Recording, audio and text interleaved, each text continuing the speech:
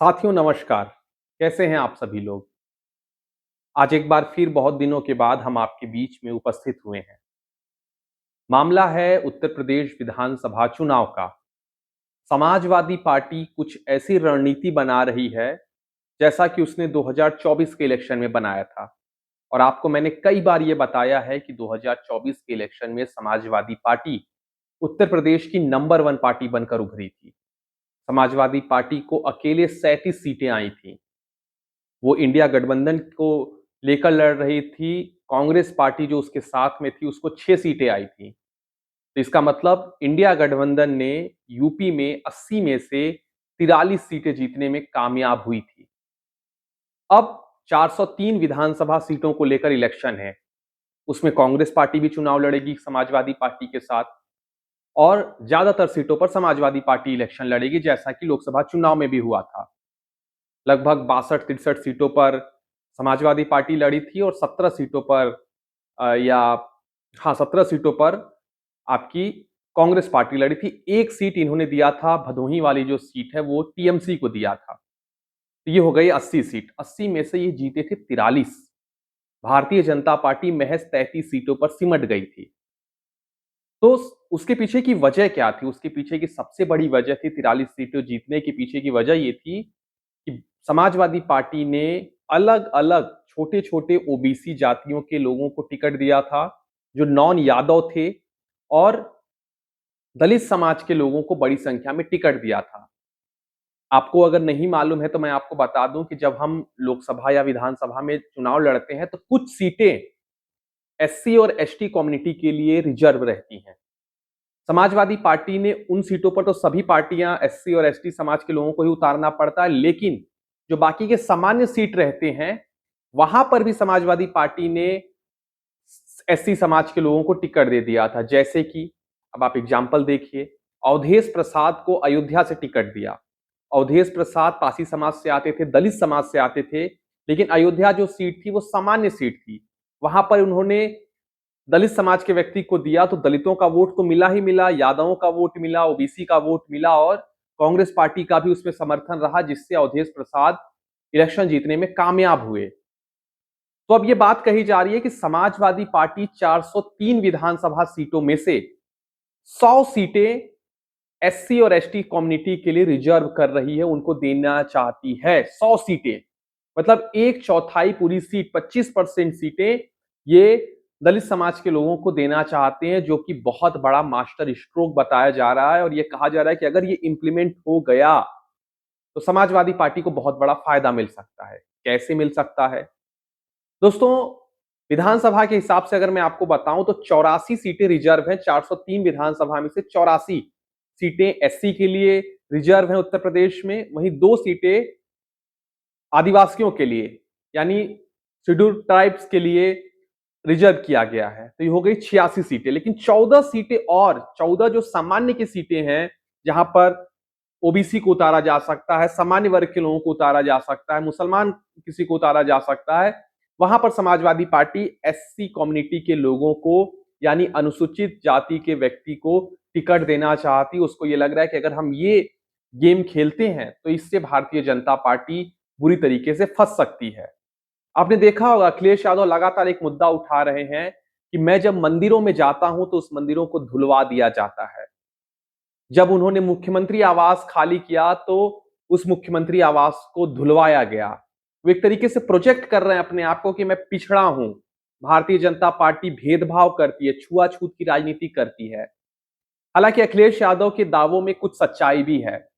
जब वो कन्नौज में एक मंदिर में गए थे तो वहां पर मंदिर को धुलवाया गया। ऐसे ही वो मैनपुरी में जब महाराणा प्रताप की मूर्ति पर माला चढ़ाने गए तो वहां पर भी धुलवाया गया।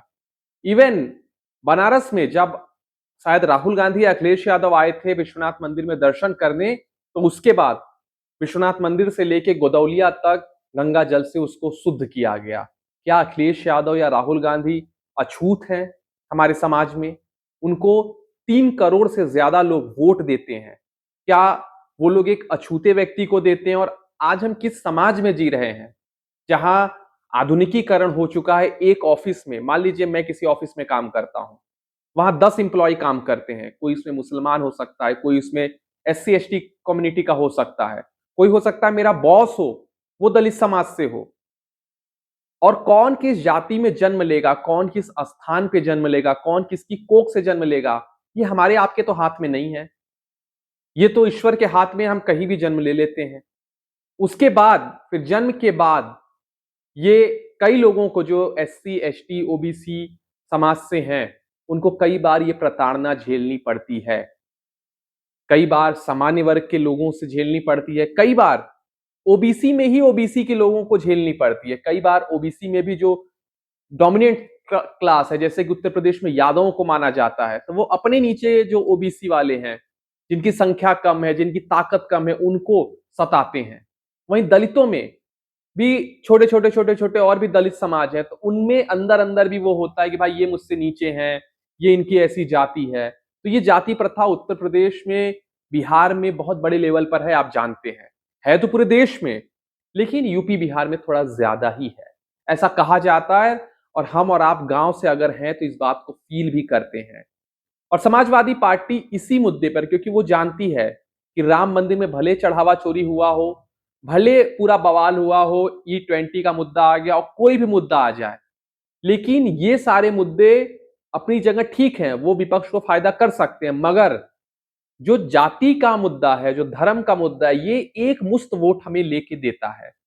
तो इसी के मद्देनजर अब समाजवादी पार्टी के नेता अखिलेश यादव चाहते हैं कि हम सामान्य सीटों पर भी दलित समाज के लोगों को टिकट देंगे और इससे एक बहुत बड़ा फायदा ये होगा कि जो वोटर मायावती को वोट करता था, यानी बीएसपी को वोट करता था, अगर वो समाजवादी पार्टी को वोट कर दे, वो अखिलेश यादव की वजह से नहीं, किसी यादव की वजह से नहीं, वो अपने कैंडिडेट की वजह से, कि अगर वहां पे कैंडिडेट दलित समाज का रहेगा तो उसको दलित समाज का वोटर वोट दे देगा। यादव तो वोट देंगे ही, मुसलमान तो समाजवादी पार्टी को वोट देंगे ही, लेकिन अगर बाकी नॉन यादव ओबीसी और नॉन जाटव दलित समाज के लोग भी अगर वोट दे देते हैं, तो समाजवादी पार्टी को ऐसा लगता है कि उसको बहुत बड़ा फायदा हो सकता है, क्योंकि बीएसपी जैसे जैसे कमजोर हुई है, बहुजन समाज पार्टी यानी मायावती की पार्टी जिस तरीके से कमजोर हुई है, उसके वोट को अपनी ओर खींचने की कोशिश में सभी पार्टियां लगी हुई हैं। 2014, 2017 और 2019 में ये फायदा भारतीय जनता पार्टी को मिला। वहीं 2024 की अगर बात करें तो उसमें राहुल गांधी ने जो घूम-घूम कर अपना संविधान का किताब लेके जो वो घूमे और जो उन्होंने और भी वादे किए, उससे दलितों का एक बहुत बड़ा वोट समाजवादी पार्टी और कांग्रेस पार्टी की तरफ शिफ्ट हुआ, जिसका इनको लोकसभा के इलेक्शन में बहुत ज्यादा फायदा हुआ। अब देखना बेहद दिलचस्प होगा कि जो राम मंदिर का मुद्दा है या ई-20 का जो मुद्दा अभी चल रहा है कि पेट्रोल में 20% एथेनॉल मिला के आपके गाड़ियों में पेट्रोल भरा जा रहा है, और भी जो कई नीट का मुद्दा हो और भी जो मुद्दे हैं, जो सीधे-सीधे सरकार को कहीं न कहीं सवालों के घेरे में रखते हैं और काफी गंभीर सवाल सरकार की क्रियाकलाप पे उठता है, तो इससे कहीं न कहीं सरकार घिरी हुई है। क्या इसका फायदा अखिलेश यादव समाजवादी पार्टी उठा पाएंगे?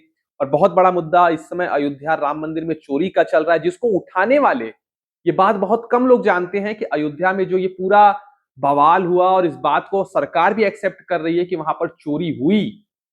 ऐसा नहीं कि पहली बार ये घटना घटी है कि अयोध्या में कोई घपला घोटाला हुआ है। पहले भी जब राम मंदिर बनना शुरू हुआ था, जब जमीन लिए जा रहे थे, तब भी बातें हुई थी कि बहुत से लोगों ने गांव के लोगों को फुसलाकर जमीनें ली और फिर महंगे दामों पर ट्रस्ट को बेच दी। तब भी अखिलेश यादव ने, आम आदमी पार्टी के संजय सिंह ने और कांग्रेस पार्टी ने भी आरोप लगाए थे, लेकिन उस वक्त सरकार ने बहुत ज्यादा भाव नहीं दिया इन लोगों को। इन लोगों को लगा कि सरकार का ये कहना था कि ये लोग तो ऐसे ही बोलते रहते हैं, इन लोगों की बातों में नहीं आना है। अयोध्या लोकसभा इलेक्शन में आपको पता चल गया उसके परिणाम क्या हुए। और जहां तक बात इस बार चोरी का है, इस मुद्दे को उठाने वाले नेता का नाम है अखिलेश यादव। 5 जून 2026 को ये बात अखिलेश यादव के संज्ञान में आई और 7 जून को अखिलेश यादव ने जब ट्वीट किया, उसके बाद पूरी बात सुर्खियों में आ गई, मीडिया ट्रायल होने लगा, मीडिया जाकर पूरा दिखाने लगी सब कुछ, और उसके बाद सरकार बैकफुट पर आई, एसआईटी बनाना पड़ा और उसके बाद जो उसमें लिप्त लोग थे, उनका नाम सार्वजनिक हुआ, उनके घर देखे गए तो उनका घर महल जैसा तैयार हुआ पड़ा है, तो सवाल उठ गए। सरकार को भी उसमें हस्तक्षेप करना पड़ा और जो लोग उसमें लिप्त थे उनको गिरफ्तार करके जेल में डालना पड़ा। इस पूरे मामले को उठाने वाले अखिलेश यादव हैं।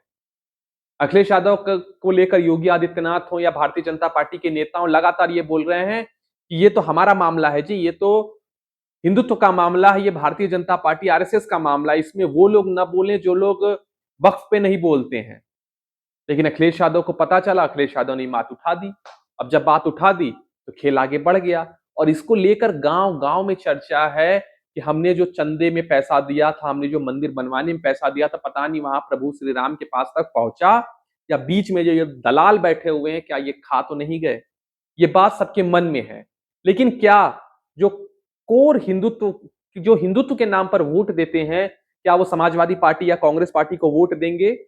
ऐसा मुझे व्यक्तिगत रूप से नहीं लगता है। लेकिन युवा जो है, घर में बुजुर्ग, आज के वक्त में ये देखा गया है कि बुजुर्ग भले अलग तरीके से वोट दे दें, लेकिन जो युवा है, वो अलग तरीके से वोट देता है। कई जगह मैंने ये देखा है कि जो बीजेपी के कोर वोटर रहे हैं, वो तो बीजेपी को वोट दे रहे हैं, जो उनके घर के बुजुर्ग लोग हैं। लेकिन जो युवा है, वो समाजवादी पार्टी या कांग्रेस या आम आदमी पार्टी को भी समय-समय पर वोट दे देते हैं। यही चीज समाजवादी पार्टी बीएसपी के वोटरों में भी करना चाहती है कि बुजुर्ग हो सकता है कि बीएसपी को वोट दें क्योंकि बहन जी से उनका एक लगाव है। लेकिन जो युवा हैं, वो या तो कांग्रेस की तरफ शिफ्ट हो सकते हैं या तो समाजवादी पार्टी की तरफ शिफ्ट हो सकते हैं। अब बात कर लेते हैं सीटों की। समाजवादी पार्टी 403 में से कितनी सीटों पर लड़ेगी? वहीं कांग्रेस पार्टी कितनी सीटों पर लड़ेगी? जो पिछली 2017 में जो इनका गठबंधन हुआ था दोस्तों, उसमें समाजवादी पार्टी ने कांग्रेस पार्टी को 106 या 107 सीटें दी थी। 100 से ज्यादा मतलब। इस बार कहा जा रहा है कि समाजवादी पार्टी का कहना है कि हम 70 से 80 सीटें दे सकते हैं, आपको इतने में ही मानना होगा। अब देखना बेहद दिलचस्प हुआ, क्या 70 से 80 सीटों पर कांग्रेस राजी होगी? और अगर होती है तो ठीक-ठीक, और अगर नहीं होगी तो वही बिहार वाला किस्सा होगा। बीजेपी से तो ये बाद में लड़ेंगे, पहले खुद ही लड़ लेंगे और लड़के हार जाएंगे इलेक्शन। तो इसलिए अगर कांग्रेस पार्टी और समाजवादी पार्टी को 2027 का विधानसभा चुनाव लड़ना है, तो बीजेपी से लड़ने से पहले इन्हें खुद अपने अंदर की जो सिर फुटौल है उसको शांत करनी पड़ेगी और बिना सिर फुटौल के इनको सीट शेयरिंग करनी पड़ेगी। अभी से ही कांग्रेस पार्टी ये दावा कर रही है कि हम 200 सीटें लड़ने के लिए तैयार बैठे हैं। उनके अध्यक्ष कह रहे हैं हमारी तैयारी तो 403 सीटों पर है। पिछली बार लड़े थे 403 सीटों पर। आपको मालूम है कितनी परसेंट वोट आया था और कितनी सीटें आई थी? 2% वोट भी आया था, 2 सीटें भी आई थी। वो भी कार्यकर्ता जो थे वो अपने बूते जीते थे। अजय राय खुद विधानसभा चुनाव हार गए थे और अभी बड़ी-बड़ी बातें कर रहे हैं कि 403 सीटों की हमारी तैयारी है। तैयारी क्या है? आपको लोग जानते हैं अलग बात है, लेकिन वोट नहीं देते हैं आपको, आपका संगठन नहीं है, ये सब जानता है। खैर, आप उत्तर प्रदेश के अगर हैं, अगर आप ये यूपी से होके वीडियो देखते हैं तो आपको मालूम है कि यूपी में कांग्रेस की स्थिति क्या है। तो समाजवादी पार्टी के साथ अगर कांग्रेस पार्टी समय रहते गठबंधन कर लेती है और एक बड़ी संख्या में दलितों को अगर टिकट दिया जाता है, तो इससे भारतीय जनता पार्टी को बहुत बड़ा नुकसान हो सकता है। आगे जो कुछ भी होगा यूपी इलेक्शन से जुड़ा हुआ जो भी मुद्दा आएगा या जो भी देश दुनिया से जुड़ा हुआ मुद्दा आएगा, मैं लेकर आपके बीच में फिर से हाजिर होऊंगा। फिलहाल मुझे दीजिए इजाजत, अपना और अपनों का ख्याल रखिए। बहुत बहुत शुक्रिया।